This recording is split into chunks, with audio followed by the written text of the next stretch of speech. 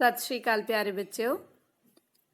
ਮੈਂ ਪੰਜਾਬੀ ਅਧਿਆਪਕਾ ਊਸ਼ਾ, ਸਰਕਾਰੀ ਸੀਨੀਅਰ ਸੈਕੰਡਰੀ ਸਕੂਲ ਮੱਤੇਵਾਲ, ਜ਼ਿਲ੍ਹਾ ਅੰਮ੍ਰਿਤਸਰ ਤੋਂ।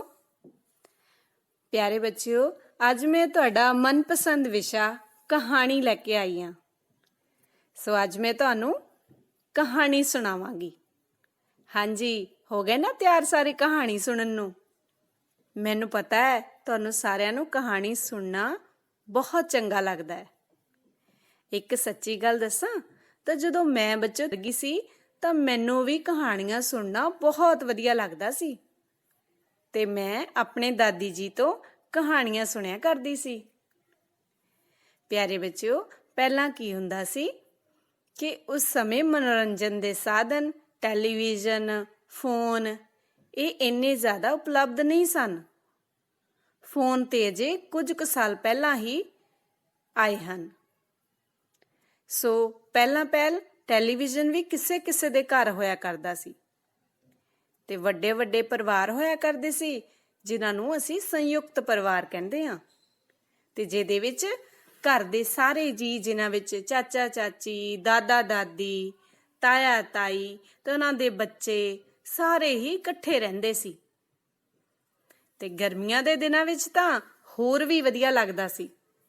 ਤੇ ਜਦੋਂ ਰਾਤੀ ਤਾਰਿਆਂ ਦੀ ਛਾਵੇਂ ਮੰਜੇ ਸਾਰਿਆਂ ਦੇ ਇਕੱਠੇ ਇੱਕੋ ਵਿਹੜੇ ਦੇ ਵਿੱਚ ਡਾਹ ਲੈਣੇ ਤੇ ਫਿਰ ਦਾਦੀ ਜੀ ਤੋਂ ਦੇਰ ਰਾਤ ਤੱਕ ਕਹਾਣੀਆਂ ਸੁਣਨੀਆਂ ਤੇ ਬਾਤਾਂ ਪਾਉਣੀਆਂ। ਤੇ ਕਹਾਣੀਆਂ ਸੁਣਦੇ ਸੁਣਦੇ ਕਦੋਂ ਨੀਂਦ ਆ ਜਾਂਦੀ ਸੀ ਪਤਾ ਹੀ ਨਹੀਂ ਸੀ ਲੱਗਦਾ। ਪਰ ਅੱਜ ਕੱਲ੍ਹ ਸੰਯੁਕਤ ਪਰਿਵਾਰਾਂ ਦੀ ਥਾਂ ਤੇ ਇਕਹਿਰੇ ਪਰਿਵਾਰ ਆ ਗਏ ਨੇ, ਕਿਉਂਕਿ ਕੰਮ ਕਿੱਤਿਆਂ ਦੀ ਭਾਲ ਦੇ ਵਿੱਚ ਕੋਈ ਸ਼ਹਿਰੀ ਜਾ ਵਸਿਆ, ਕੋਈ ਵਿਦੇਸ਼ ਜਾ ਵਸਿਆ ਤੇ ਕੋਈ ਪਿੰਡ ਛੱਡ ਕੇ ਕਿਸੇ ਹੋਰ ਰਾਜ ਦੇ ਵਿੱਚ ਜਾ ਵਸਿਆ। ਇਸ ਲਈ ਪਰਿਵਾਰ ਛੋਟੇ ਹੋ ਗਏ। ਇਕਹਿਰੇ ਪਰਿਵਾਰ ਮਤਲਬ ਕਿ ਜਿਸ ਦੇ ਵਿੱਚ ਮਾਤਾ ਪਿਤਾ ਤੇ ਉਹਨਾਂ ਦੇ ਬੱਚੇ ਹੀ ਰਹਿੰਦੇ ਨੇ ਤੇ ਕਈ ਪਰਿਵਾਰਾਂ ਦੇ ਵਿੱਚ ਦਾਦਾ ਦਾਦੀ ਵੀ ਨਾਲ ਰਹਿੰਦੇ ਨੇ। ਸੋ ਬੱਚਿਓ, ਜਦੋਂ ਵੀ ਤੁਹਾਨੂੰ ਮੌਕਾ ਮਿਲੇ ਤਾਂ ਆਪਣੇ ਦਾਦੀ ਜੀ ਤੋਂ, ਦਾਦਾ ਜੀ ਤੋਂ ਕਹਾਣੀਆਂ ਜ਼ਰੂਰ ਸੁਣਿਆ ਕਰੋ ਤੇ ਬਾਤਾਂ ਵੀ ਜ਼ਰੂਰ ਪਵਾਇਆ ਕਰੋ। ਤੁਹਾਨੂੰ ਬਹੁਤ ਹੀ ਵਧੀਆ ਲੱਗੇਗਾ। ਤੇ ਚਲੋ ਫਿਰ ਅੱਜ ਤੇ ਤੁਹਾਨੂੰ ਮੈਂ ਕਹਾਣੀ ਸੁਣਾਉਣੀ ਹੈ ਤੇ ਕਰੀਏ ਫਿਰ ਕਹਾਣੀ ਅੱਜ ਦੀ ਸ਼ੁਰੂ। ਪਿਆਰੇ ਬੱਚਿਓ, ਇੱਕ ਪਿੰਡ ਦੇ ਵਿੱਚ ਇੱਕ ਲੱਕੜਹਾਰਾ ਰਹਿੰਦਾ ਸੀ। ਉਹ ਲੱਕੜਹਾਰਾ ਹਰ ਰੋਜ਼ ਸਵੇਰੇ ਜਲਦੀ ਉੱਠਦਾ ਤੇ ਜੰਗਲ ਦੇ ਵਿੱਚ ਲੱਕੜਾਂ ਕੱਟਣ ਦੇ ਲਈ ਆਪਣੀ ਕੁਹਾੜੀ ਲੈ ਕੇ ਚਲਾ ਜਾਂਦਾ ਤੇ ਉਹਨਾਂ ਲੱਕੜਾਂ ਨੂੰ ਵੇਚ ਕੇ ਜਿੰਨੇ ਵੀ ਪੈਸੇ ਕਮਾਉਂਦਾ ਸੀ ਉਸ ਦੇ ਨਾਲ ਹੀ ਆਪਣੇ ਘਰ ਦਾ ਗੁਜ਼ਾਰਾ ਚਲਾਉਂਦਾ ਸੀ। ਉਹ ਲੱਕੜਹਾਰਾ ਭਾਵੇਂ ਬਹੁਤ ਗਰੀਬ ਸੀ, ਪਰ ਬੱਚਿਓ ਉਹ ਬਹੁਤ ਇਮਾਨਦਾਰ ਸੀ। ਉਹ ਹਮੇਸ਼ਾ ਸੱਚ ਬੋਲਦਾ ਸੀ ਤੇ ਉਹਨੇ ਕਦੇ ਵੀ ਕਿਸੇ ਦੇ ਨਾਲ ਵੀ ਧੋਖਾ ਨਹੀਂ ਸੀ ਕੀਤਾ। ਉਹ ਗਰੀਬ ਹੋਣ ਦੇ ਬਾਵਜੂਦ ਵੀ ਆਪਣੇ ਹੱਕ ਦੀ ਕਮਾਈ ਖਾ ਕੇ ਖੁਸ਼ ਸੀ। ਇਸੇ ਤਰ੍ਹਾਂ ਹਰ ਰੋਜ਼ ਵਾਂਗ ਇੱਕ ਦਿਨ ਉਹ ਸਵੇਰੇ ਜਲਦੀ ਉੱਠਿਆ, ਆਪਣੀ ਕੁਹਾੜੀ ਲਈ ਤੇ ਜੰਗਲ ਦੇ ਵੱਲ ਲੱਕੜਾਂ ਕੱਟਣ ਦੇ ਲਈ ਚੱਲ ਪਿਆ।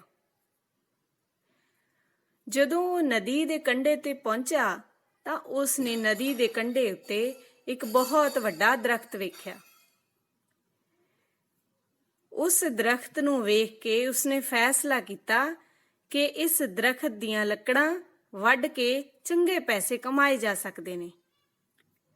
ਤਾਂ ਇਸ ਲਈ ਉਹ ਲੱਕੜਾਂ ਵੱਢਣ ਦੇ ਲਈ ਉਸ ਦਰਖਤ ਉੱਤੇ ਚੜ੍ਹ ਗਿਆ। ਬੱਚਿਓ, ਉਹ ਉਸ ਦਰਖਤ ਦੀਆਂ ਲੱਕੜਾਂ ਨੂੰ ਕੱਟਣ ਲੱਗ ਪਿਆ, ਪਰ ਅਜੇ ਥੋੜਾ ਹੀ ਵਕਤ ਉਸਨੂੰ ਲੱਕੜਾਂ ਕੱਟਦੇ ਹੋਏ ਹੋਇਆ ਸੀ। ਕੀ ਹੋਇਆ ਕਿ ਉਸ ਦੇ ਹੱਥ ਤੋਂ ਕੁਹਾੜੀ ਤਿਲਕ ਕੇ ਥੱਲੇ ਜਾ ਪਈ। ਉਸ ਦੇ ਹੱਥ ਵਿੱਚੋਂ ਕੁਹਾੜੀ ਛੁੱਟ ਗਈ ਤੇ ਸਿੱਧੀ ਜਾ ਕੇ ਨਦੀ ਦੇ ਵਿੱਚ ਡਿੱਗ ਪਈ। ਜਿਵੇਂ ਹੀ ਨਦੀ ਦੇ ਵਿੱਚ ਕੁਹਾੜੀ ਉਸਦੀ ਡਿੱਗੀ, ਇੱਕਦਮ ਲੱਕੜਹਾਰਾ ਜਿਹੜਾ ਸੀ ਉਹ ਬਹੁਤ ਉਦਾਸ ਹੋ ਗਿਆ। ਉਹ ਇੱਕਦਮ ਸੋਚਣ ਲੱਗ ਪਿਆ। ਉਸ ਨੂੰ ਸਮਝ ਨਹੀਂ ਸੀ ਆ ਰਹੀ ਕਿ ਉਹ ਕੀ ਕਰੇ। ਬੱਚਿਓ, ਐਸੀ ਤਰ੍ਹਾਂ ਉਦਾਸ ਹੋਇਆ ਉਹ ਦਰਖਤ ਦੀ ਟਾਹਣੀ ਤੇ ਬੈਠਾ। ਉਹ ਸੋਚਣ ਲੱਗ ਪਿਆ ਕਿ ਹੁਣ ਉਹ ਕੀ ਕਰੇਗਾ।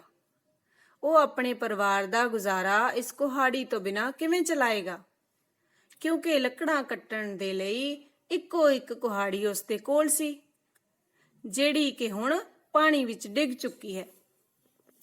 ਤੇ ਉਹ ਸੋਚਦਾ ਹੈ ਕਿ ਉਹਦੇ ਕੋਲ ਤਾਂ ਹੋਰ ਪੈਸੇ ਵੀ ਨਹੀਂ ਜਿਸ ਨਾਲ ਉਹ ਨਵੀਂ ਕੁਹਾੜੀ ਖਰੀਦ ਸਕੇ। ਇਹੀ ਸੋਚਦਾ ਸੋਚਦਾ ਉਹ ਬਹੁਤ ਜ਼ਿਆਦਾ ਉਦਾਸ ਹੋ ਗਿਆ ਤੇ ਉਸ ਦਾ ਮਨ ਭਰ ਆਇਆ ਤੇ ਉਹ ਉੱਚੀ ਉੱਚੀ ਰੋਣ ਲੱਗ ਪਿਆ। ਬਹੁਤ ਹੀ ਉਦਾਸੀ ਦੀ ਹਾਲਤ ਦੇ ਵਿੱਚ ਉਹ ਰੱਬ ਅੱਗੇ ਅਰਦਾਸਾਂ ਕਰਨ ਲੱਗ ਪਿਆ। ਹੱਥ ਜੋੜ ਕੇ ਉਹ ਪਰਮਾਤਮਾ ਅੱਗੇ ਅਰਦਾਸ ਕਰਦਾ ਹੈ, ਬੇਨਤੀਆਂ ਕਰਦਾ ਹੈ ਕਿ ਹੇ ਪਰਮਾਤਮਾ, ਮੇਰੀ ਕੁਹਾੜੀ ਵਾਪਸ ਕਰ ਦਿਓ। ਮੇਰੀ ਕੁਹਾੜੀ ਨਦੀ ਦੇ ਵਿੱਚ ਡਿੱਗ ਪਈ ਹੈ, ਮੇਰੀ ਮਦਦ ਕਰੋ। ਤਾਂ ਉਹ ਉੱਚੀ ਉੱਚੀ ਰੋਂਦਾ ਹੋਇਆ ਉੱਚੀ ਉੱਚੀ ਅਰਦਾਸਾਂ ਕਰਦਾ ਹੈ। ਬੱਚਿਓ, ਉਸ ਦੀਆਂ ਆਵਾਜ਼ਾਂ ਸੁਣ ਕੇ ਨਦੀ ਦੀ ਦੇਵੀ ਨਦੀ ਦੇ ਬਾਹਰ ਇਹ ਵੇਖਣ ਲਈ ਆ ਗਈ ਕਿ ਇਹ ਉੱਚੀ ਉੱਚੀ ਕੌਣ ਰੋ ਰਿਹਾ ਹੈ। ਜਿਵੇਂ ਹੀ ਨਦੀ ਦੀ ਦੇਵੀ ਨੇ ਲੱਕੜਹਾਰੇ ਨੂੰ ਰੋਂਦੇ ਨੂੰ ਵੇਖਿਆ ਤਾਂ ਉਸਨੇ ਉਸ ਨੂੰ ਪੁੱਛਿਆ ਕਿ ਪੁੱਤਰ, ਤੈਨੂੰ ਕੀ ਤਕਲੀਫ ਹੈ? ਤੂੰ ਮੈਨੂੰ ਦੱਸ, ਮੈਂ ਤੇਰੀ ਮਦਦ ਜ਼ਰੂਰ ਕਰਾਂਗੀ। ਉਸ ਨੂੰ ਲੱਕੜਹਾਰੇ ਦੀ ਹਾਲਤ ਦੇਖ ਕੇ ਉਸ ਤੇ ਤਰਸ ਆਇਆ। ਤਾਂ ਲੱਕੜਹਾਰਾ ਪਹਿਲਾਂ ਤਾਂ ਨਦੀ ਦੀ ਦੇਵੀ ਨੂੰ ਦੇਖ ਕੇ ਇੱਕਦਮ ਬਹੁਤ ਹੈਰਾਨ ਹੋ ਗਿਆ ਤੇ ਬੱਚਿਓ, ਉਹ ਡਰ ਵੀ ਗਿਆ। ਪਰ ਉਹ ਬਹੁਤ ਹੀ ਉਦਾਸ ਹੋ ਗਿਆ ਸੀ ਕਿਉਂਕਿ ਉਸ ਦੀ ਕੁਹਾੜੀ ਹੁਣ ਨਦੀ ਦੇ ਵਿੱਚ ਡਿੱਗ ਚੁੱਕੀ ਸੀ। ਇਸ ਲਈ ਉਸਨੇ ਨਦੀ ਦੀ ਦੇਵੀ ਨੂੰ ਆਪਣੀ ਸਾਰੀ ਵਿਥਿਆ ਸੁਣਾ ਦਿੱਤੀ ਕਿ ਕਿਸ ਤਰ੍ਹਾਂ ਉਸ ਦੀ ਕੁਹਾੜੀ ਉਸ ਦੇ ਹੱਥੋਂ ਛੁੱਟ ਕੇ ਨਦੀ ਦੇ ਵਿੱਚ ਡਿੱਗ ਗਈ ਹੈ। ਉਸ ਦੀ ਸਾਰੀ ਗੱਲ ਸੁਣ ਕੇ ਨਦੀ ਦੀ ਦੇਵੀ ਨੇ ਉਸ ਨੂੰ ਧਰਵਾਸਾ ਦਿੱਤਾ ਕਿ ਉਹ ਉਸ ਦੀ ਮਦਦ ਜ਼ਰੂਰ ਕਰੇਗੀ। ਤਾਂ ਬੱਚਿਓ, ਨਦੀ ਦੀ ਦੇਵੀ ਨਦੀ ਦੇ ਅੰਦਰ ਜਾ ਕੇ ਇੱਕ ਕੁਹਾੜੀ ਆਪਣੇ ਹੱਥ ਵਿੱਚ ਲੈ ਕੇ ਬਾਹਰ ਆ ਗਈ। ਉਹ ਕੁਹਾੜੀ ਸੋਨੇ ਦੇ ਵਾਂਗ ਚਮਕ ਰਹੀ ਸੀ, ਸੁਨਹਿਰੀ ਰੰਗ ਦੀ ਸੀ ਤੇ ਉਸਨੇ ਕੁਹਾੜੀ ਦਿਖਾ ਕੇ ਲੱਕੜਹਾਰੇ ਨੂੰ ਪੁੱਛਿਆ ਕਿ ਕੀ ਪੁੱਤਰ, ਇਹ ਕੁਹਾੜੀ ਤੇਰੀ ਹੈ? ਤਾਂ ਲੱਕੜਹਾਰਾ ਪਹਿਲਾਂ ਤਾਂ ਉਸ ਕੁਹਾੜੀ ਨੂੰ ਦੇਖ ਕੇ ਬਿਲਕੁਲ ਹੱਕਾ ਬੱਕਾ ਰਹਿ ਗਿਆ, ਬੜਾ ਹੀ ਹੈਰਾਨ ਹੋਇਆ, ਪਰ ਨਾਲ ਹੀ ਉਸ ਦਾ ਚਿਹਰਾ ਉਦਾਸ ਵੀ ਹੋ ਗਿਆ। ਉਸਨੇ ਨਦੀ ਦੀ ਦੇਵੀ ਨੂੰ ਜਵਾਬ ਦਿੱਤਾ ਕਿ ਨਹੀਂ ਨਹੀਂ, ਇਹ ਮੇਰੀ ਕੁਹਾੜੀ ਨਹੀਂ ਹੈ। ਉਸ ਨੂੰ ਲੱਗਿਆ ਕਿ ਹੁਣ ਉਸ ਦੀ ਕੁਹਾੜੀ ਵਾਪਸ ਨਹੀਂ ਮਿਲੇਗੀ। ਤਾਂ ਨਦੀ ਦੀ ਦੇਵੀ ਨੇ ਉਸ ਦੇ ਚਿਹਰੇ ਦੀ ਮਾਯੂਸੀ ਨੂੰ ਦੇਖ ਕੇ ਦੁਬਾਰਾ ਫੇਰ ਨਦੀ ਦੇ ਅੰਦਰ ਜਾ ਕੇ ਇੱਕ ਹੋਰ ਕੁਹਾੜੀ ਹੱਥ ਵਿੱਚ ਲੈ ਕੇ ਬਾਹਰ ਆ ਗਈ।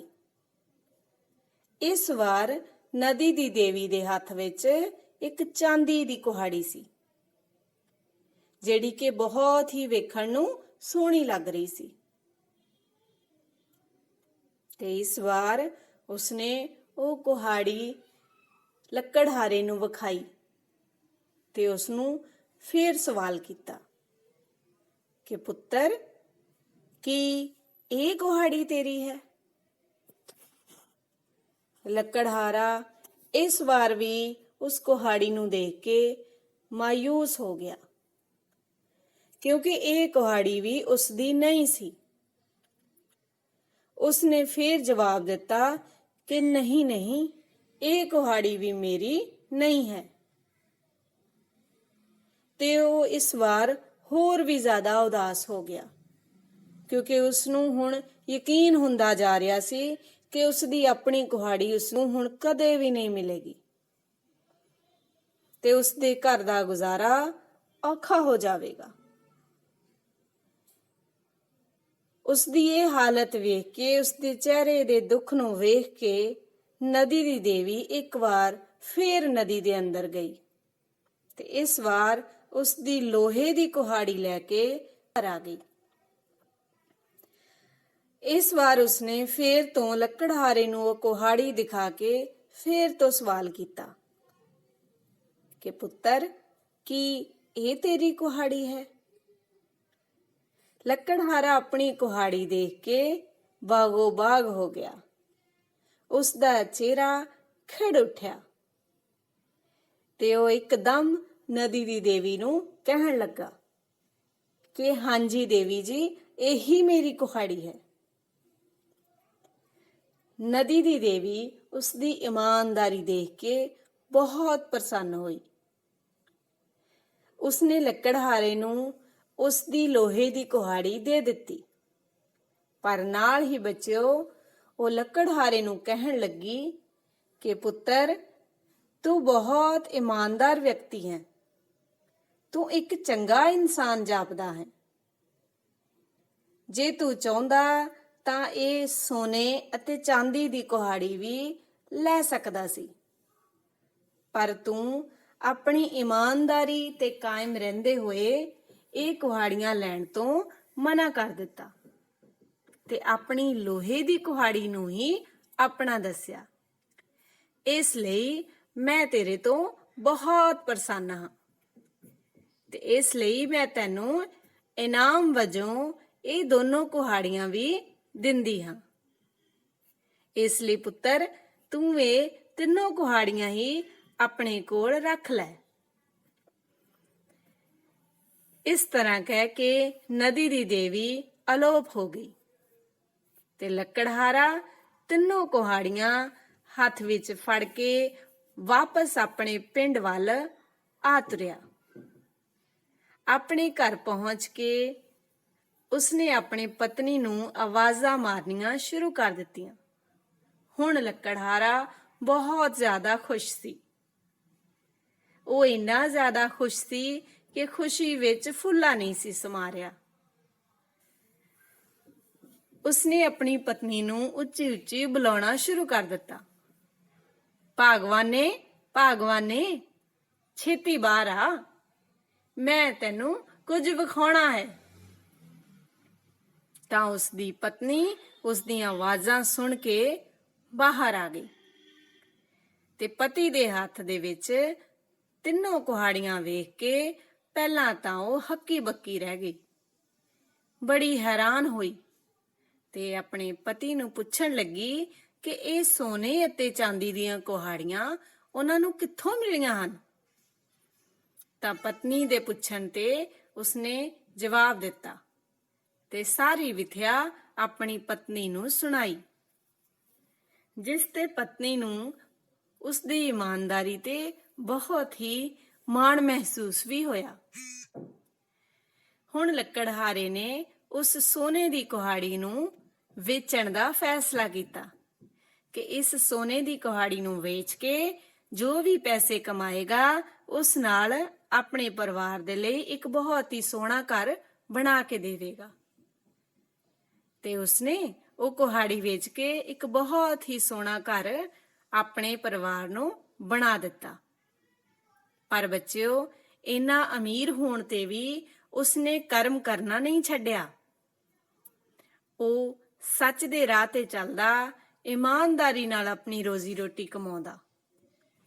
ਜਿਸ ਤਰ੍ਹਾਂ ਉਹ ਪਹਿਲਾਂ ਸਵੇਰੇ ਜਲਦੀ ਉੱਠ ਕੇ ਆਪਣੇ ਕੰਮਕਾਰ ਤੇ ਚਲਾ ਜਾਂਦਾ ਸੀ, ਕੁਹਾੜੀ ਲੈ ਕੇ ਲੱਕੜਾਂ ਵੱਢਣ ਲਈ ਚਲਾ ਜਾਂਦਾ ਸੀ, ਇਸੇ ਤਰ੍ਹਾਂ ਹੀ ਉਹ ਹੁਣ ਵੀ ਰੋਜ਼ ਸਵੇਰੇ ਜਲਦੀ ਉੱਠਦਾ ਤੇ ਆਪਣੀ ਕੁਹਾੜੀ ਚੁੱਕਦਾ ਤੇ ਜੰਗਲ ਦੇ ਵਿੱਚ ਲੱਕੜਾਂ ਕੱਟਣ ਚਲਾ ਜਾਂਦਾ ਤੇ ਆਪਣੇ ਪਰਿਵਾਰ ਦੇ ਨਾਲ ਖੁਸ਼ੀ-ਖੁਸ਼ੀ ਜੀਵਨ ਬਤੀਤ ਕਰਨ ਲੱਗਾ। ਪਿਆਰੇ ਬੱਚਿਓ, ਇਸ ਕਹਾਣੀ ਤੋਂ ਸਾਨੂੰ ਇਹ ਸਿੱਖਿਆ ਮਿਲਦੀ ਹੈ ਕਿ ਇਮਾਨਦਾਰੀ ਸਭ ਤੋਂ ਚੰਗੀ ਨੀਤੀ ਹੈ। ਸਾਨੂੰ ਇਮਾਨਦਾਰੀ ਦਾ ਰਾਹ ਕਦੇ ਵੀ ਨਹੀਂ ਛੱਡਣਾ ਚਾਹੀਦਾ। ਸਾਨੂੰ ਜ਼ਿੰਦਗੀ ਵਿੱਚ ਹਮੇਸ਼ਾ ਸੱਚ ਬੋਲਣਾ ਚਾਹੀਦਾ ਹੈ, ਈਮਾਨਦਾਰ ਰਹਿਣਾ ਚਾਹੀਦਾ ਹੈ। ਧੰਨਵਾਦ।